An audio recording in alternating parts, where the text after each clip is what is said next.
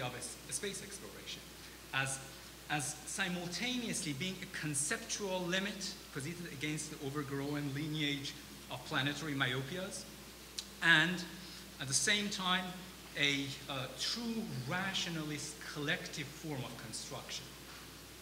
Now, we know that, in fact, even mentioning something like space exploration brings the worst of both neoliberals and kitsch Marxist reactions as a pure fantasy, as something that is a vain enterprise.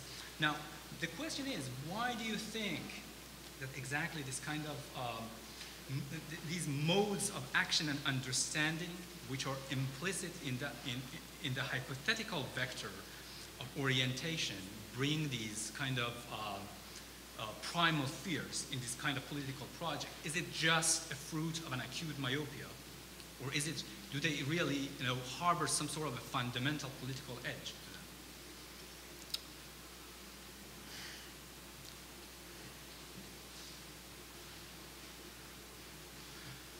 So, just, I mean, the political edge of, you mean of the kind of neoliberal, appropriation of this, of the possibility, technological feasibility of human enhancement. It's partly, I mean, yes and no. I mean, look, on one level, it's clear that the kind of the ideological justification is the claim that,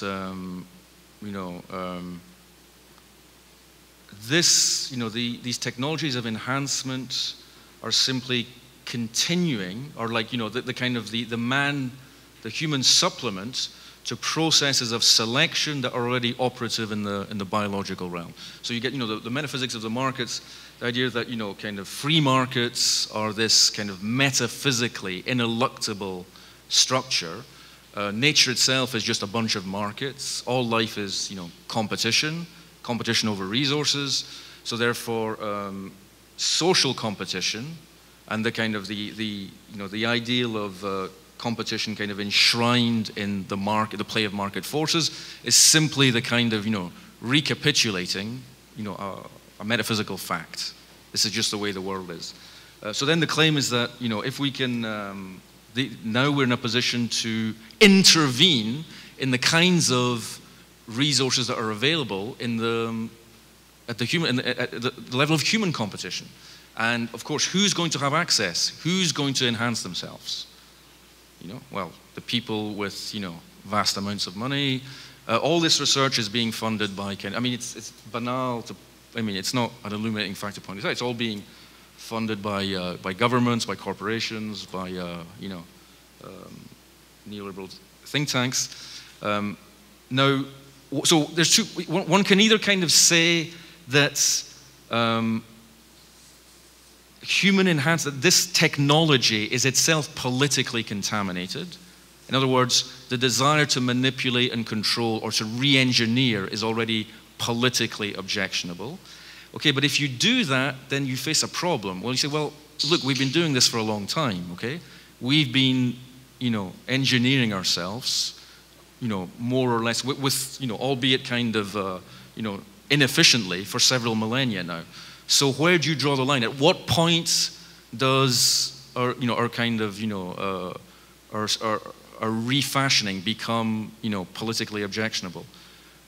So in other words, I think that the point is, to insist that the technology itself is not innately evil. It's obviously being developed for, its development is being kind of, it's the profit motive, okay? It's just people wanting to kind of, make more money. But that's the only politics that kind of, the profit motive is, well, at least not the only, but kind of, the overriding political factor here. So whether it deserves to be called political or not, but it's clear that simply kind of denouncing and pathologizing these new technologies is, I think it's a reprehensible position, because you're just disempowering yourself. Because someone's going to be doing this stuff. So you either engage with it and try to kind of say, well, is it possible to appropriate it? Could it be kind of repurposed and refashioned for emancipatory ends? Or is this, is this kind of logic of re-engineering itself pathological? Okay? I want to suggest that it isn't, and it ought to be repurposed and refashioned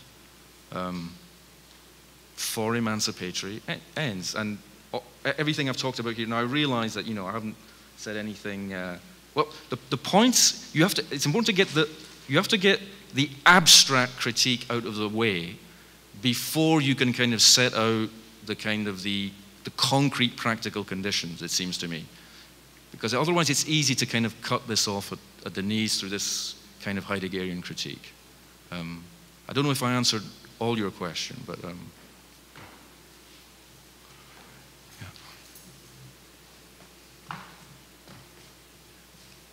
I would like to go back to a question of legitimacy of reason. For if all savageries are equally valid, then what would make one savagery more equal than the others? So, sorry, if what are all equally valid? You said that all savages are indiscernibly equal. At least you alluded to a certain doxa that exists. All savagery is, okay, all savagery yeah, so what is, would yes. make one of them, that is reason, more equal than the others? I mean, what would validate it as a legitimate philosophical project? And at least it seems for me that the current doxa is that it couldn't, or it is not celebrated as one that could be philosophically privileged. And in your question, I would like to ask that the reasons for it that we could bring to it should be purely philosophical rather than practically or politically validated as a project of emancipation or any other political reason. Okay, I'll try and answer it. Correct me if I'm not answering your question. I'll try and answer it. To say that not all savageries, that's savage and brutal. That's Ballard's term for describing kind of progress. The claim that not all savageries are equal is simply the claim that you can use norms to say. So we've known since Freud that reason is animated by drives, the drive to dominate, aggression. There are all sorts of libidinal impulses that fuel even highly abstract intellectual activity. Okay? Now, but that's not an indictment of that activity. The fact that conceptual rationality is libidinally invested and kind of, inflected by these drives is not a kind of, doesn't disqualify it unless you think that drives are innately reprehensible. And why would you believe that? Why would you not discriminate between desirable, sublimated drives? So let's say that the desire to kind of, if conceptualizing means dominating, okay, well, there's some things, it's good to dominate diseases and germs and polio, okay? You don't want to let those things, be in whatever way they might happen to want to be. So it's as simple as that. I'm saying that, and I'm not, I don't want to have a kind of, I think that psychoanalysis and Freud in particular is perfectly kind of, is a kind of an annex of this rational project. It's reason reason trying to understand its own irrational or kind of pathological residues, but that's good. I mean, that allows you to, to understand and maybe to kind of, to identify possible kind of, distortions, generated by these unconscious factors.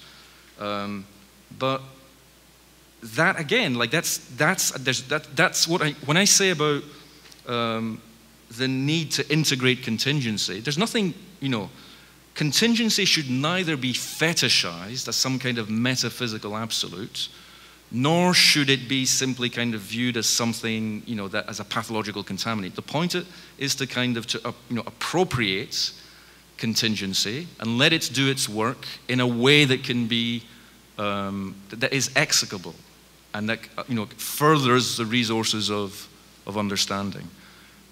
So otherwise, if you say that all savagery is just savagery, well, and then you say that, if you go down, then you're going down the Nietzschean route. You've got genealogical critique, and you say that, well, even the instinct of morality is itself driven by, cruelty, resentment, all these things.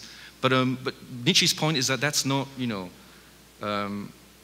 can't, denounce moralism coherently. Okay, you can't give a moral critique of morality.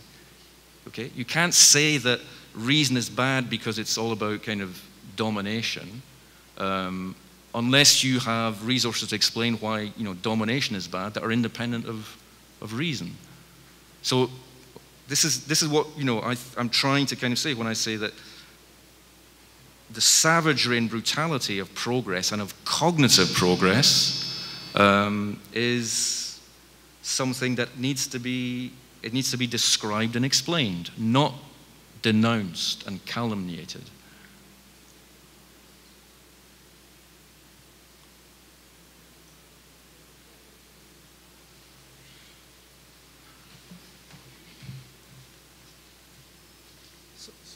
So my question has to do with, like, if Marx is part of this project, how are we going to liberate Marx from this tradition of, like, post-war Western Marxism, which you somehow refer to as, Reza, you refer to it as kitsch Marxism, or like folk Marxism, people use it, or like, how are we going to do that?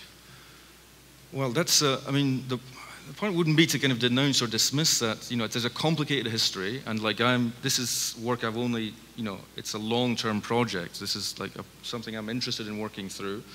It involves, a kind of engagement with that tradition. I mean, there are reasons, and they're very, complicated historical reasons why, Western Marxism, developed the way it did. And, at the time, but, so like, if you take a book like Dialectic of Enlightenment, okay, which obviously, where this kind of, critique of, this identification of rationality with domination is kind of articulated. That seemed to be kind of, kind of a historically warranted critique. People who, defendants of that book will say, well, when they were writing, in in the middle of the Second World War, the historical conditions were such as to kind of, make that a very kind of necessary and timely analysis. Then unfortunately, it wasn't rectified, or at least it seems that it's been taken up, and it's, contingent historical kind of articulation has not led people to kind of to try to rectify its thesis. They've been absolutized, and they're simply kind of accepted as like, just verities about what's wrong with reason. I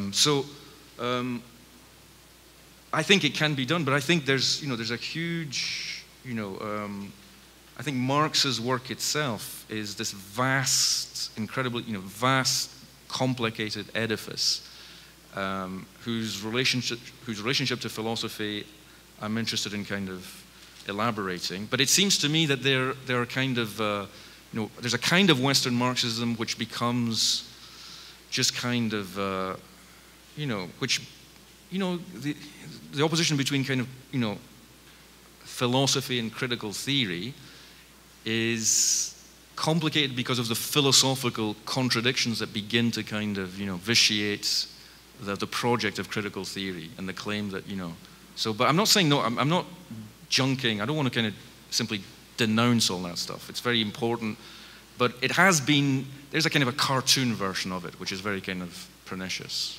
The